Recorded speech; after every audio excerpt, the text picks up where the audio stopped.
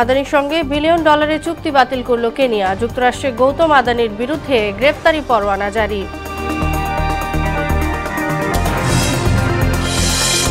গুম খুনের সঙ্গে জড়িত শেখ হাসিনা ও তার সহযোগীরা রাজনীতিতে ফিরতে পারবে না, সাফ জানালেন প্রধান উপদেষ্টার প্রেস সচিব। পলাতক হাসিনা গুজব ছড়িয়ে আওয়ামী দুর্বৃত্তদের উস্কে দিচ্ছে, অভিযোগ রিজভির। নতুন ইসির ওপর আস্থা রাখতে চায় বিএনপি। এবং ডেঙ্গুতে আরও 2 জনের মৃত্যু, হাসপাতালে ভর্তি 458 জন। মৌসুম শেষেও কমছে না ডেঙ্গু সংক্রমণ, নতুন শঙ্কার নাম চিকনগুনিয়া।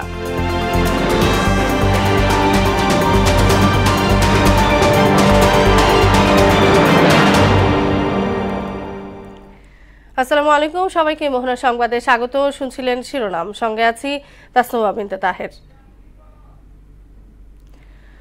পলাতক শেখ হাসিনা বিদেশে বসেও গুজব ছড়িয়ে দেশে আওয়ামী দুর্বৃত্তদের উস্কে দিচ্ছে বলে মন্তব্য করেছেন বিএনপির সিনিয়র যুগ্ম মহাসচিব রুহুল কবির রিজভী। এদিকে নবগঠিত নির্বাচন কমিশনের উপর আস্থা রাখতে চায় বিএনপি।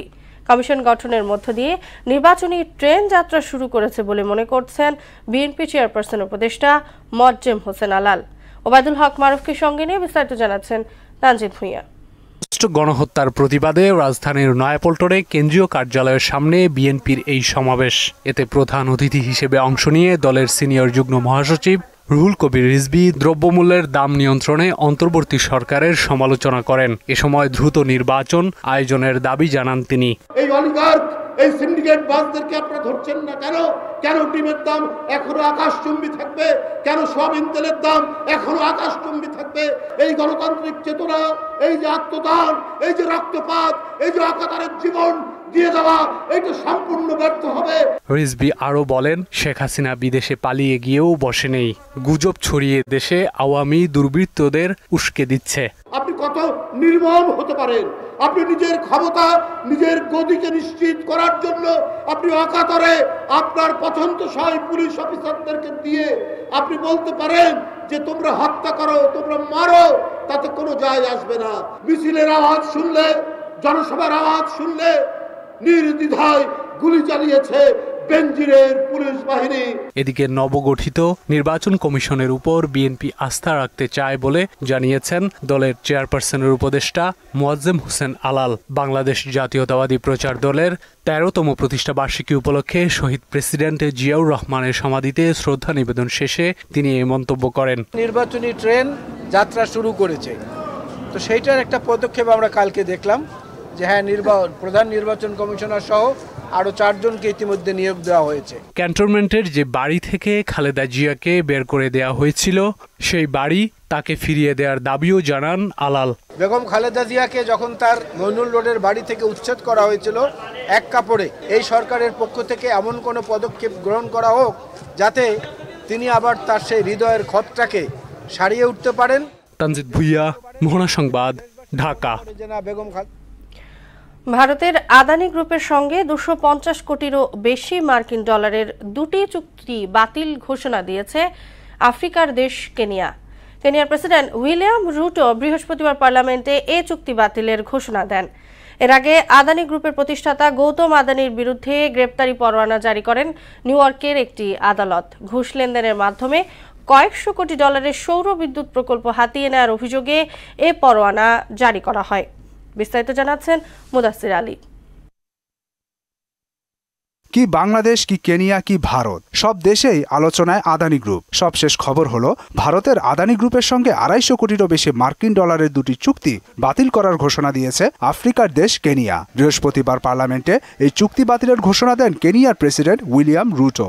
জানা গেছে কেনিয়ার বাতিল করা 2টি চুক্তির মধ্যে একটির অর্থমূল্য প্রায় 200 কোটি মার্কিন ডলার। এই টাকা দিয়ে কেনিয়ার জেমো কেনিয়াত্তা আন্তর্জাতিক বিমানবন্দরের 2য় রানওয়ে নির্মাণের কথা ছিল আদানির। তাছাড়া 30 বছর মেয়াদী লিজের আওতায় বিমানবন্দরের যাত্রী টার্মিনালও উন্নত করার কথা ছিল আদানির। এছাড়া আদানির সঙ্গে 30 বছর মেয়াদী 73 কোটি 60 লাখ মার্কিন ডলারের সরকারি বেসরকারি খাতের একটি পাবলিক প্রাইভেট পার্টনারশিপ চুক্তিও বাতিল করার কথা জানিয়েছেন কেনিয়ার প্রেসিডেন্ট রুটো।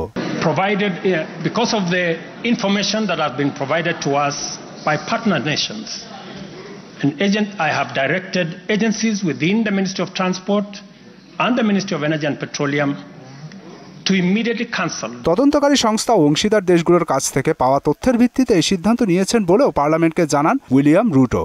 এদিকে ঘুষ প্রদানের অভিযোগে ভারতের আদানি গ্রুপের কর্ণধার গৌতম আদানি ও তার সহযোগীর বিরুদ্ধে অভিযোগ গঠন ও গ্রেপ্তারি পরোয়ানা জারি করেছেন যুক্তরাষ্ট্রের একটি আদালত। অভিযোগে বলা হয়েছে, সৌর বিদ্যুৎ সরবরাহের একটি লোভনীয় কাজ পেতে ভারতীয় কর্মকর্তাদের ঘুষ প্রদান করেছেন গৌতম আদানি।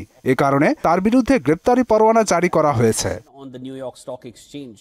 এদিকে ভারতের মুম্বাই থেকে পিটিআই জানিয়েছে, গৌতম আদানির বিরুদ্ধে গ্রেপ্তারি পরোয়ানা জারির খবর চাউর হওয়ার সঙ্গে সঙ্গে মুম্বাই স্টক এক্সচেঞ্জে আদানি গ্রুপের শেয়ারের দামও তলানিতে পৌঁছেছে। যদিও বিষয়টি বাংলাদেশের জন্য লাভজনক হবে বলে মনে করছেন জ্বালানি বিশেষজ্ঞরা। মুদাসসির আলী, মোহনা সংবাদ। গুম খুনের সঙ্গে জড়িত শেখ হাসিনা ও তার সহযোগীরা আর রাজনীতিতে ফিরতে পারবে না, সাফ জানিয়েছেন প্রধান উপদেষ্টার প্রেস সচিব শফিকুল আলম। এ সময় ইতিহাসে গণহত্যাকারীদের পরিণতির কথাও উল্লেখ করেন তিনি। শুক্রবার জাতীয় জাদুঘরে গুমের জবানবন্দি ও স্মৃতির প্রতিরোধ শীর্ষক আলোচনায় শফিকুল আলম এসব কথা বলেন। আরও জানাচ্ছেন এমআর আসাদ। বিগত সরকারের শাসনামলে ভিন্নমত দমনে গুমকে ব্যবহার করা হয় হাতিয়ার হিসাবে। আর এই গুমের ভুক্তভোগী ও পরিবারের সদস্যদের নিয়ে আলোচনা সভা হয় জাতীয় জাদুঘরে। সভায় গুমের শিকার ব্যক্তিরা বিচারে সরকারকে আরো কঠোর হওয়ার দাবি জানান। এটা নিয়ে আর চোখ বাঁধা ছিল।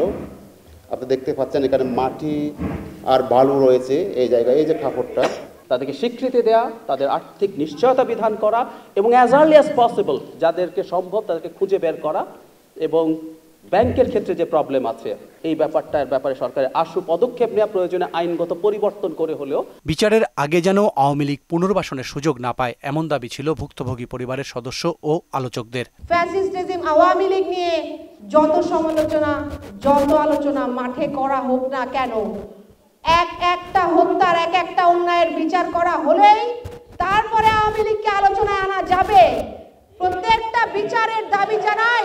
আওয়ামী লীগ সরকারের শাসনামলে গুম হওয়া ব্যক্তির সংখ্যা আশঙ্কার চেয়ে বেশি হচ্ছে উল্লেখ করে জড়িতদের আর রাজনীতিতে ফেরার সম্ভাবনা নাকচ করে দেন প্রধান উপদেষ্টার প্রেস সচিব। বাংলাদেশের যে সমস্ত জায়গায় গুমে যারা জড়িত ছিল তারা জীবনে পলিটিক্সে ফিরতে পারে নাই, এবং হাসিনার সাথে যারা গুমে জড়িত ছিল তারা জীবনে বাংলাদেশে পলিটিক্সে ফিরতে পারবে না। গুম বিরোধী আমরা ইন্টারন্যাশনাল কনভেনশনে সাইন করেছি, একটা প্যানেল কাজ করেছে।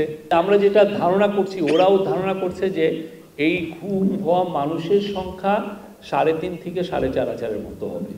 সবার মানবাধিকার যেন নিশ্চিত হয় সে বিষয়ে ঐক্যবদ্ধ থাকার আহ্বান জানান শফিকুল আলম।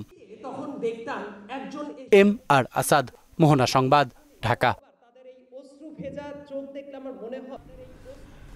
সাবেক প্রধানমন্ত্রী শেখ হাসিনাকে প্রধান আসামি করে একটি হত্যা চেষ্টা মামলা দায়ের করা হয়েছে। দুপুরে সিদ্ধিরগঞ্জ থানায় মামলাটি রুজু হয়। নারায়ণগঞ্জের চিফ জুডিশিয়াল ম্যাজিস্ট্রেট আমলি আদালত 8-এর নির্দেশে মামলাটি দায়ের করা হয়। এর আগে 13 নভেম্বর বৈষম্য বিরোধী আন্দোলনে আহত মোরসালিন আলমের বাবা শাহ আলম বাদী হয়ে আদালতে মামলার আবেদন করেন। মামলা সূত্রে জানা যায়, শেখ হাসিনা ছাড়াও আসামি হিসেবে সাবেক স্বরাষ্ট্রমন্ত্রী আসাদুজ্জামান খান কামাল, আওয়ামী লীগের সাধারণ সম্পাদক ওবায়দুল কাদের, সাবেক এমপি জাহাঙ্গীর কবির নানক, মাহবুবুল আলম হানিফ, শামীম ওসমান, নজরুল ইসলাম বাবু ও সেলিম ওসমান সহ 61 জনের নাম উল্লেখ করা হয়েছে। মামলায় 150 থেকে 200 জনকে অজ্ঞাত আসামি করা হয়েছে। প্রতিবেশী দেশ ভারতের ভিসা নিয়ে রেস্ট্রিকশন রয়েছে, এটা তাদের একান্ত ব্যক্তিগত বিষয় বলে মন্তব্য করেছেন ভূমি ও বেসামরিক বিমান পরিবহন ও পর্যটন উপদেষ্টা AFM হাসান আরিফ। সকালে গাজীপুরের শফিপুরে নবনির্মিত ওয়ামি মসজিদ উদ্বোধন ও ওয়ামি কমপ্লেক্সের ভিত্তিপ্রস্তর স্থাপন অনুষ্ঠানে সাংবাদিকদের প্রশ্নের জবাবে তিনি এ মন্তব্য করেন। হাসান আরিফ বলেন, মুসলিম ওয়ার্ল্ড বিশ্বের দ্বিতীয় বৃহত্তম থাকা সত্ত্বেও সামগ্রিক দিক থেকে পিছিয়ে রয়েছে। বাংলাদেশের উন্নয়ন কর্মকাণ্ডে ভ্রাতৃপ্রতিম সৌদি আরবের গুরুত্বপূর্ণ অবদানের কথা উল্লেখ করেন। শহীদ প্রেসিডেন্ট জিয়াউর রহমান এই 7 একর ভূমি এখানে দান করেছিলেন, যে 7 একর ভূমির উপরে আজকে আমরা দেখছি একটি বিশাল কমপ্লেক্সের প্রাথমিক সূচনা আরম্ভ হয়েছে।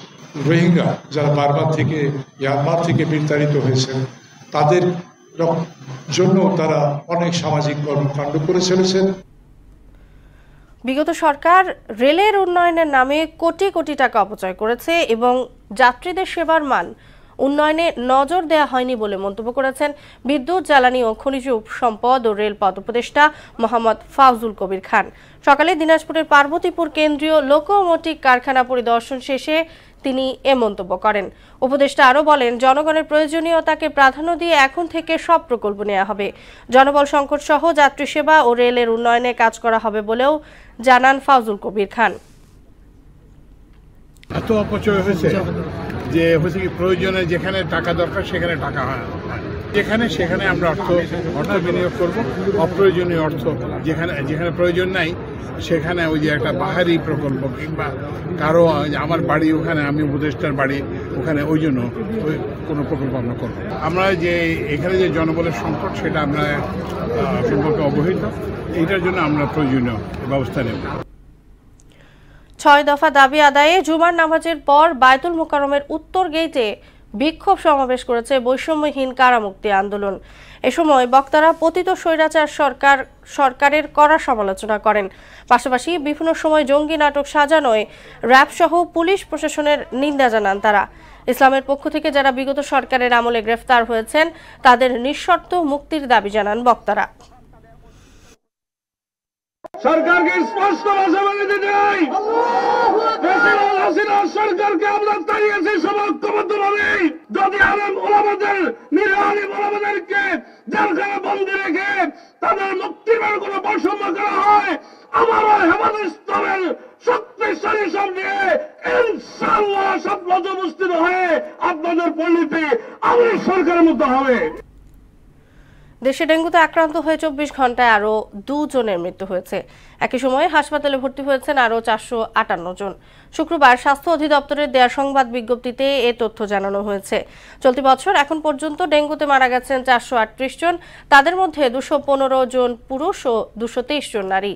মোট আক্রান্ত হয়েছেন 84,826 জন। বিজ্ঞপ্তির তথ্য অনুযায়ী 24 ঘন্টায় 468 জন হাসপাতাল থেকে ছাড়া পেয়েছেন। এই সময় মারা যাওয়া 2 জনই নারী। এর মধ্যে ঢাকা দক্ষিণ সিটি কর্পোরেশন এলাকা এবং খুলনা বিভাগে 1 জন করে মারা গেছেন। এবছর ডেঙ্গুর প্রকোপ কমার কোনো লক্ষণ দেখছেন না চিকিৎসকরা। উপরন্তু কোনো জায়গায় চিকুনগুনিয়া সংক্রমণ দেখা দেয় শঙ্কিত তারা। তবে এ রোগে মৃত্যু হার কম হলেও মারাত্মক স্বাস্থ্য ঝুঁকি দেখা দেয়। এতে আতঙ্কিত না হয়ে আগে ভাগে পরামর্শ নিতে হবে চিকিৎসকের। সুরাইয়া মুন্নির প্রতিবেদন।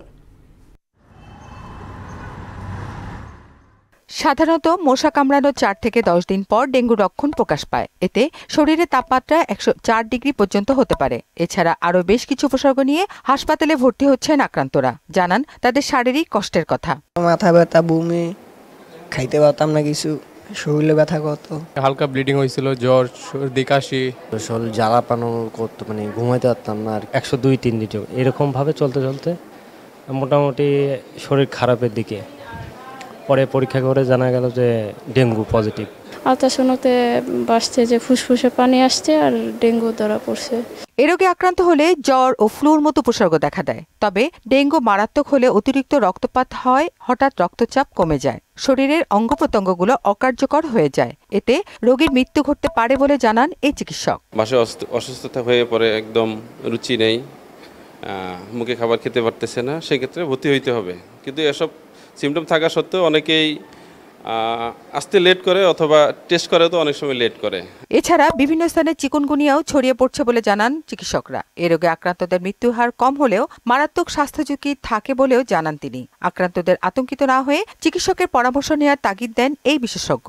চিকুনগুনিয়ার সিমটম ডেঙ্গুর মতোই, প্রথমে অনেক জ্বর থাকবে, সাথে চিকুনগুনিয়াতে অনেক ব্যথা হয়, বিশেষ করে জয়েন্ট পেইন হয়, হাতের আঙ্গুলগুলোতে অনেক ব্যথা হয়, ফুলে যায়, লাল হয়ে যায়, হাঁটুর ব্যথা হয়, এই সিমটমগুলো বেশি থাকে। আর বমি, পাতলা পায়খানা তুলনামূলক কম থাকে চিকুনগুনিয়াতে। মশার বংশবিস্তার নিয়ন্ত্রণ করা গেলে ডেঙ্গু ও চিকুনগুনিয়া আক্রান্তের হার কমে আসবে বলে জানান এই চিকিৎসক। সুরাইয়া মুন্নি, মোহনা সংবাদ, ঢাকা। এখনো নাগালে আসেনি রাজধানীর সবজির বাজার। আলুর দামের পাগলা ঘোড়া ছুটছেই, তবে কিছুটা কমতে শুরু করেছে পেঁয়াজ ও চালের দাম। এদিকে মাছ মাংসের বাজারও চড়া, স্বস্তি মিলছে না নিম্ন ও সীমিত আয়ের মানুষের। বাজার ঘুরে আরো জানাচ্ছেন ওশা ফেরদৌস। বাজার যেটা নিয়ন্ত্রণ করতে যায় এটার দাম আরো বেড়ে যায়। নিয়ন্ত্রণ বলে কি, এটা আমার মনে হয় না যে নিয়ন্ত্রণ কিছু আছে, যার যেমন ইচ্ছা আছে তেমন নাই। এমন উদ্বেগ বাজারে আসা ক্রেতার। বিশ্ব ব্যাংকের এক প্রতিবেদন মতে খাদ্যের মূল্য বৃদ্ধি নিয়ে বাংলাদেশের ৭১% পরিবার উদ্বিগ্ন রয়েছে। বাজারে মৌসুমের হরেক রকম সবজিতে ভরপুর থাকলেও স্বস্তি নেই ক্রেতার। ফুলকপি বাঁধাকপি ৫০ থেকে ৭০, বেগুন ৮০ থেকে ১২০, শিম ১০০, পেঁপে ৬০, কাঁচামরিচ ১৬০ থেকে ২০০ এবং ছোট আকারের প্রতিটি লাউ ৮০ থেকে ১০০ টাকায় বিক্রি হচ্ছে। বেগুন ১৮০ টাকা কেজি, পটল ১২০ টাকা কেজি। তাহলে কি এখন মধ্যবিত্ত বা নিম্নবিত্ত শ্রেণীর লোকেরা কি কেনার সম্ভাবনা আছে? একটা লাউ ১৪০ টাকা চাচ্ছে। বাজারে আপনার মালামালের প্রাচুর্য আছে, অথচ দাম বেশি, এটা মানা যাচ্ছে না। বাজারে আলুর দাম এখনো কমেনি। খুচরা পর্যায়ে কেজি প্রতি বিক্রি হচ্ছে ৭০ থেকে ৭৫ টাকায়। তবে সপ্তাহ ব্যবধানে পেঁয়াজের দাম কেজিতে ১০ থেকে ১৫ টাকা কমে দেশি পেঁয়াজ ১২০ থেকে ১৩০ টাকায় বিক্রি হচ্ছে। হাফ কেজি পেঁয়াজ নিচ্ছে ৮০ টাকা দিয়ে। মধ্য পরিবারের ফ্যামিলির লোক আমরা কয় টাকা আয় করি? যেমন তো আপনার নতুন আলু না আসবে সেমন তো আলুর দামটা এরকমই থাকবে। বিশ্বে মোট উৎপন্ন স্বাদুপানির মাছের মধ্যে ১১% উৎপাদন করে বাংলাদেশ, অথচ এর কোনো প্রভাব নেই বাজারে। ২৫০ টাকার কমে মেলে না অধিকাংশ চাষের মাছও। পাঙ্কাস তেলাপিয়া বর্তমানে বাজার একটু বেশি। নিম্নবিত্ত তো মাছ খাইতেই পারে না, খাবে কি? কারণ মাছের যেই দাম, এই দামে তো তাদের চলবে না। এটা কেউ খাইতে পারবে, কেউ খাইতে পারবে না, এটা তো হয় না। বিশেষ করে আমাদের যাদের ইনকাম কম, লোয়ার লেভেলে যারা থাকে তাদের কথা তো চিন্তা করা উচিত অবশ্যই। তবে নিম্নমুখী চালের বাজার, নতুন চালের আমদানি বাড়লে দাম আরো কমবে বলে জানালেন বিক্রেতারা।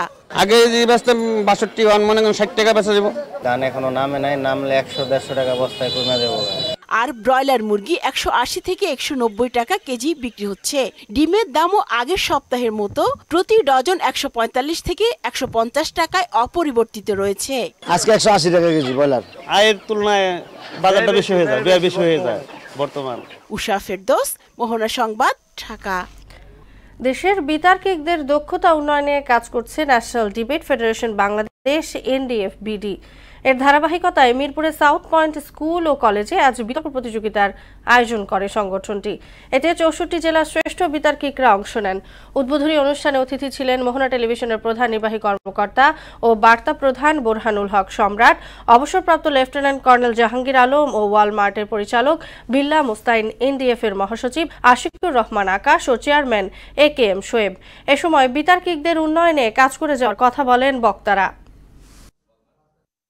এখন এই অগাস্টের ছবিও এতজন এতভাবে ব্যবহার করছে, খুবই কষ্ট লাগে আর কি, যে ওরাও কি জানে কিনা যে ওদের ছবি এখন অনেক বড় বড় মানুষ তাদের টেবিলে রেখে দেয়, যারা সত্যিকার অর্থে নেতৃত্ব দিয়েছিলেন, তারা যেন এই খবরটি রাখেন যে তাদের ছবিও কিভাবে বাংলাদেশে বিক্রি হওয়া শুরু করেছে। আমি বিশ্বাস করি তারা যেদিন খবর পাবেন সেইখান থেকে তারা সেটিকে নির্মূল করার চেষ্টা করবেন। এখন আমরা এসে দেখি এই ৫৩-৫৪ বছর বয়সে স্বাধীনতার এখন আমরা ভয়াবহ তলাবিহীন ঝুড়ির ভিতরে বসবাস করছি। দেশের বাইরের খবর। আন্তঃমহাদেশীয় ব্যালিস্টিক ক্ষেপণাস্ত্র হামলার পর এবার ইউক্রেনের দোনেস্ক শহরের একটি গ্রাম দখল করেছে রুশ বাহিনী। যুক্তরাষ্ট্র এবং যুক্তরাজ্য অস্ত্র দিয়ে ইউক্রেনকে হামলা চালানোর অনুমতির মাধ্যমে এ যুদ্ধকে বৈশ্বিক যুদ্ধে পরিণত করেছে বলে বার্তা দিয়েছেন ভ্লাদিমির পুতিন। এজন্য পশ্চিমাদের পাল্টা হামলার হুঁশিয়ারিও দেন তিনি। অন্যদিকে ইউক্রেনকে ল্যান্ডমাইন দেওয়ার ঘোষণায় তোপের মুখে পড়েছে মার্কিন প্রশাসন। কাজী শাহরিনের ডেস্ক রিপোর্ট। প্রায় ৩৩ মাস ধরে চলছে রাশিয়া ইউক্রেন যুদ্ধ। মাঝে যুদ্ধের গতি কিছুটা শিথিল হলেও ইউক্রেনকে মার্কিন ক্ষেপণাস্ত্র ব্যবহার করার অনুমতি দেয়ায় নতুন মোড় নিয়েছে যুদ্ধ পরিস্থিতি। হামলা পাল্টা হামলার জের ধরে এবার ইউক্রেনের দোনেস্ক শহরের একটি গ্রাম দখল করে নিয়েছে রুশ বাহিনী। অবশ্য গ্রামটি বেদখল হওয়ার বিষয়টি স্বীকার করে নেননি ইউক্রেনের জেনারেল স্টাফ। তবে ইউক্রেনের সামরিক ব্লগে বলা হয়েছে গ্রামটিতে রাশিয়ার পতাকা ওড়ানো হয়েছে। রুশ বাহিনীর সদস্য অবস্থান করছে গ্রামটিতে। ইউক্রেনের যুদ্ধ নিয়ে নতুন বার্তা দিয়েছেন রাশিয়ার প্রেসিডেন্ট ভ্লাদিমির পুতিন। বৃহস্পতিবার তিনি বলেন, ইউক্রেনের নতুন করে যুদ্ধ পরিস্থিতির জন্য দায়ী যুক্তরাষ্ট্র ও যুক্তরাজ্য। তারাই এই যুদ্ধকে বৈশ্বিক যুদ্ধে পরিণত করেছে। প্রয়োজনে পাল্টা হামলা চালানোর হুঁশিয়ারিও দিয়েছেন তিনি। এদিকে যুক্তরাষ্ট্র এবং যুক্তরাজ্যের অস্ত্র ব্যবহার করে হামলা চালানোর প্রতিক্রিয়ায় ইউক্রেনের সামরিক স্থাপনায় হাইপারসনিক ব্যালিস্টিক ক্ষেপণাস্ত্র ছুটছে রাশিয়া। এ ধরনের হামলা আরও হবে বলেও সতর্কবার্তা দিয়েছেন পুতিন।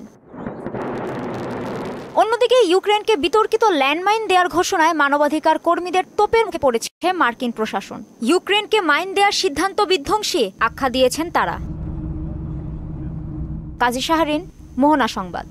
শেষ করব মোহনা সংবাদ, যাবার আগে শিরোনামগুলো জানিয়ে দিচ্ছি।